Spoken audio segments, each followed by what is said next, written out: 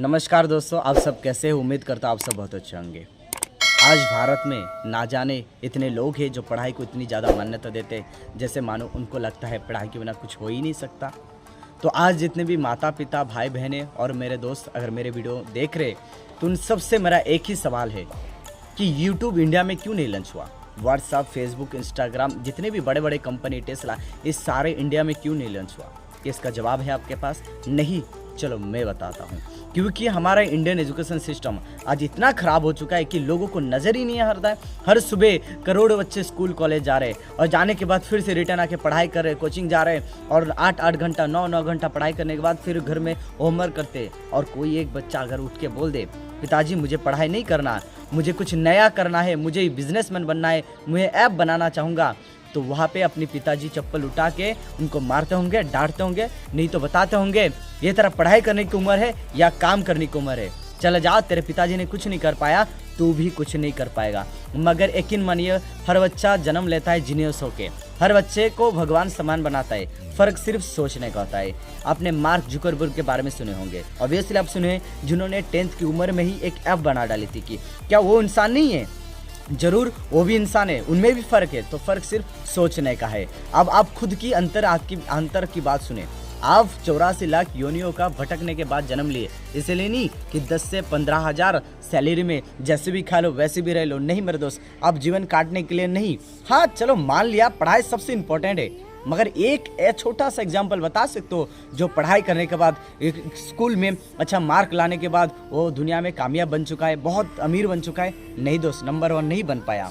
एक आर्मी अपनी मेहनत से, एक कमांडो अपनी मेहनत से, एक डॉक्टर अपनी एक्टिविटी से, एक एडवोकेट अपनी काबिलियत पर, ठीक उसी प्रकार एक एलन मस्क अपनी माइंड सेट से, और विराट कोहली खेलने से सक्सेसफुल बना, ना कि पढ़ाई करने के लिए। तो आप सबको इन्होंने साबित कर दिए है कि हर किसी के लिए पढ़ाई अलग अलग होता है। और एक बात याद रखना, ज़िंदगी में मुश्किलें तब आती है जब दूसरे के राह पे चले, ना कि तब जब खुद के बनाए हुए रास्ते पे चलो। तुम एक यूट्यूबर से, तुम एक कंटेंट क्रिएटर से, एक एलन मस्क से, आप मार्क जुकरबर्ग से, कोई भी इंसान से पूछ लीजिए आपने पढ़ाई कहाँ तक की है और वो पढ़ाई कहाँ क्या काम आया।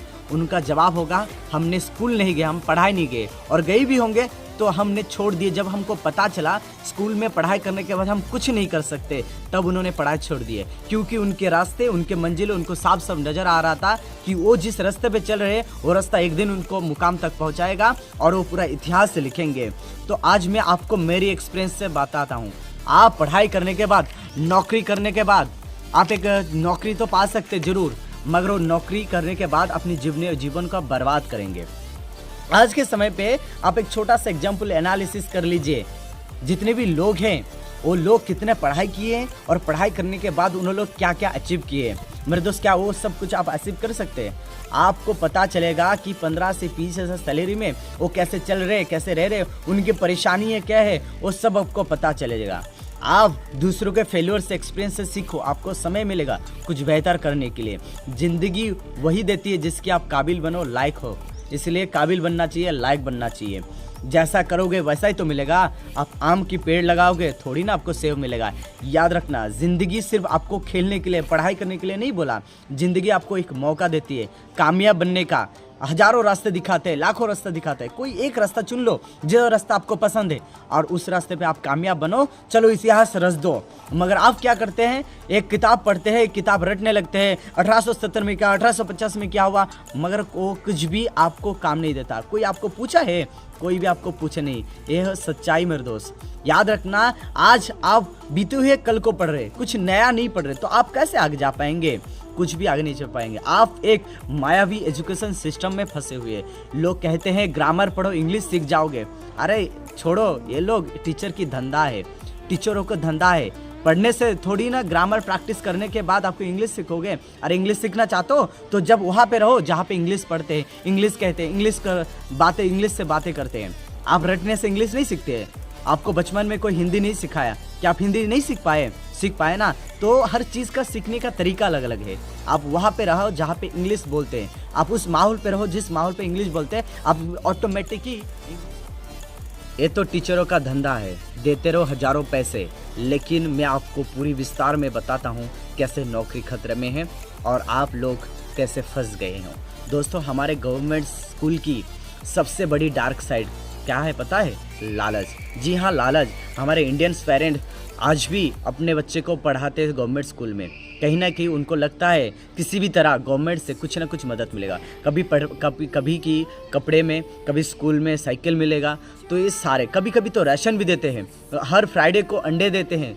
तो कुछ ना कुछ ऐसे फ़ायदे हो जाते हैं जिसकी वजह से गवर्नमेंट स्कूल में अपने बच्चे को भेजते हैं और वहाँ पे जाने के बाद एटलीस्ट वो लोग भूखे पेट नहीं रहते, क्योंकि कुछ इंडियन पेरेंट्स के पास ना खाने के लिए, ना रहने के लिए, ना पालने के लिए कुछ भी है उनके पास। एटलीस्ट वो सोचते हैं उसका बच्चे अगर स्कूल जाएंगे तो भूखे पेट नहीं रहेंगे। उनका मजबूरी है, फिर भी वो लोग स्कूल भेजते हैं। वो हमसे ज़्यादा एक्सपीरियंस है, फिर भी उनका मजबूरी है, इसलिए वो वहाँ पे भेजते हैं। ना जाने कितने मल्टी टैलेंटेड बच्चे इसी की वजह से अपने सर्टिफिकेट को हर साल पानी में फेंक देते हैं। वो सर्टिफिकेट कभी भी काम है। लेकिन सच्चाई कुछ अलग है। आपने कभी कभी देखे होंगे गवर्नमेंट स्कूल में टीचर लोग पढ़ाते नहीं होंगे, हमेशा स्टाफ ऑफिस में बैठे रहते होंगे।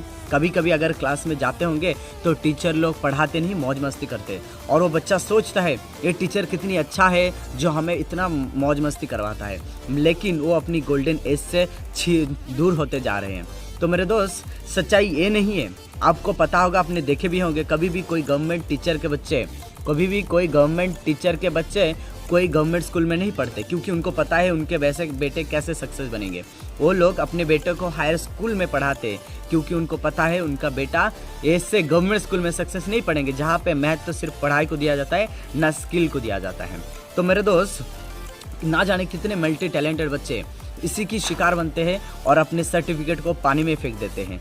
तो मैं कहना चाहता हूँ मेरे दोस्त, यकीन मानिए, पढ़ाई का मतलब सिर्फ पैसा नहीं होता है, पढ़ाई का मतलब सिर्फ स्कूल नहीं होता है, पढ़ाई का मतलब अच्छा संस्कार होता है, अच्छा विचार होता है, अपने से बड़े लोगों को लेके अपनी आदर संस्कार होता है।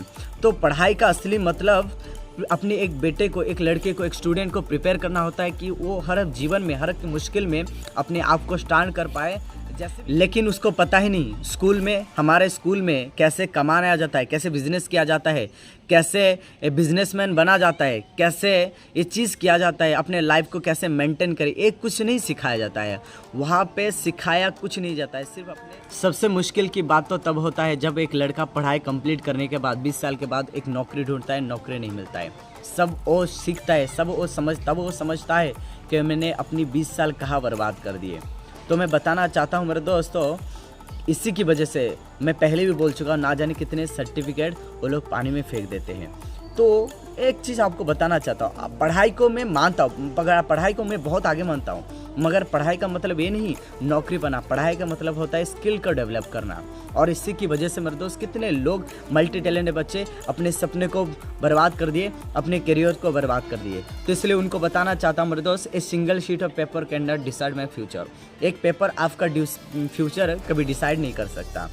तो अगर आपको लगे पढ़ाई आपके जर्नी में मदद करे तो पढ़ाई जरूर करें, पढ़ाई करना चाहिए, मगर पढ़ाई की वजह से आपका करियर बर्बाद नहीं होना चाहिए। आजकल के लोग नौकरी के लिए दर बदर भरते, परेशान होते, और वो लोग भी परेशान हैं जिनको नौकरी है, क्योंकि 15 से 20 हज़ार पैसे में कैसे घर चलाए, कैसे परिवार चलाए, कैसे पैसे कमाए, ये समय उस सब में उसके परेशान है। मैं आपको एक बात बताना चाहता हूँ, बड़े बड़े शहर में, मुंबई, दिल्ली, बड़े बड़े मेट्रो शहर में, बेंगलुरु, इसी जगह में, जैसे उनका मंथली की सैलरी ही 1 से 1.5 लाख है, मगर फिर भी उनका खर्च नहीं चलता, क्योंकि उनके पास बड़े बड़े बंगले हैं, बड़े बड़े घर है, गाड़ी की किस्ती, ये की किस्ती, बच्चे के पढ़ाई, खाने पीने का खर्च, इन सारे खर्च वो लोग उठा नहीं पा रहे। तो सोचिए, एक 15 से 20 हज़ार पैसे में आप क्या कर पाएंगे? एक बार सोच के देखिए। धीरे धीरे महंगाई बढ़ रहा है, मगर एजुकेशन सिस्टम में अभी भी बढ़ोतरी नहीं हो रहा है।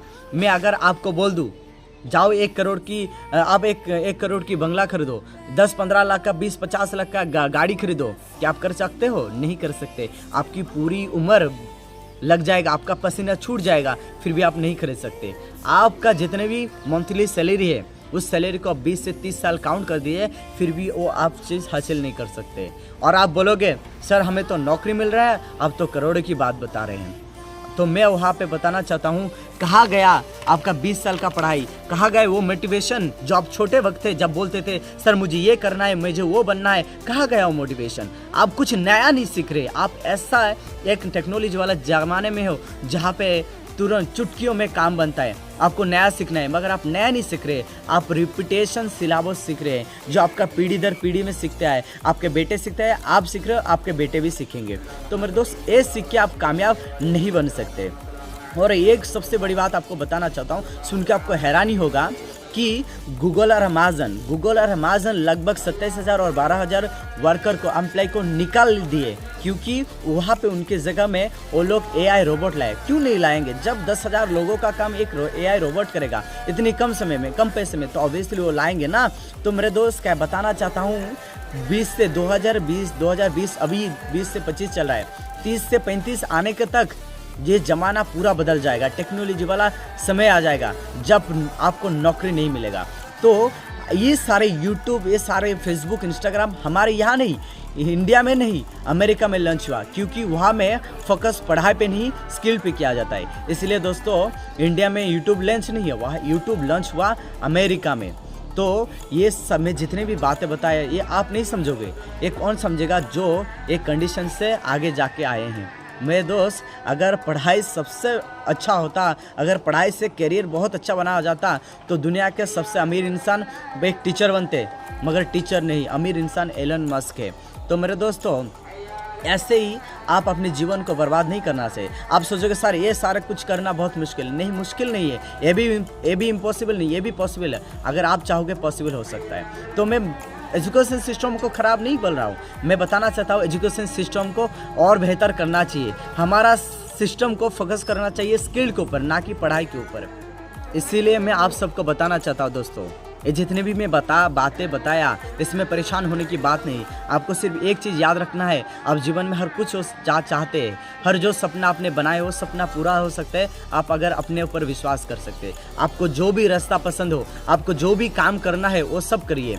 आजकल के लोग कुछ भी सही काम करने के समय में पापा को पूछते हैं। मेरे दोस्त, कोई लड़की पटाने के समय में, बीड़ी खाने के समय में अपने पापा से तो, अपने पेरेंट्स से तो पूछते नहीं पापा मुझे बीड़ी खाना है या लड़की पटाने, मगर एक सही काम करने समय अपने पापा से पूछते हैं। मगर मेरे दोस्त, पूछना सही है, मगर आप विश्वास रखिए, जो चीज़ आपको पसंद है उस चीज़ के ऊपर काम कीजिए, आप आगे बढ़ पाएंगे। Everything is possible when you believe yourself. हर चीज़ संभव हो सकता है, आप अपने ऊपर भरोसा रखिए। जय हिंद, जय भारत। अगर ये वीडियो आपको पसंद है ज़रूर से शेयर कीजिए और मेरे इस चैनल को ज़रूर सब्सक्राइब कीजिए।